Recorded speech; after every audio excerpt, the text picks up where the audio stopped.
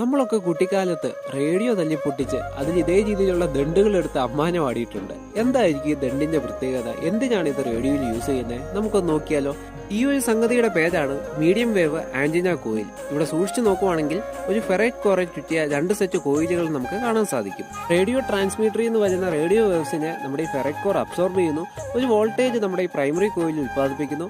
ആ ഒരു വോൾട്ടേജിനെ കൃത്യമായിട്ട് നമ്മളൊരു ട്യൂണിംഗ് കപ്പാസിറ്റർ ഉപയോഗിച്ച് മാക്സിമം അതിന്റെ റെസൊണേറ്റിൽ എത്തിച്ച് ട്യൂൺ ചെയ്യുന്നു. അതിനുശേഷം സെക്കൻഡറി കോയിലേക്ക് ട്രാൻസ്ഫർ ചെയ്യുന്നു.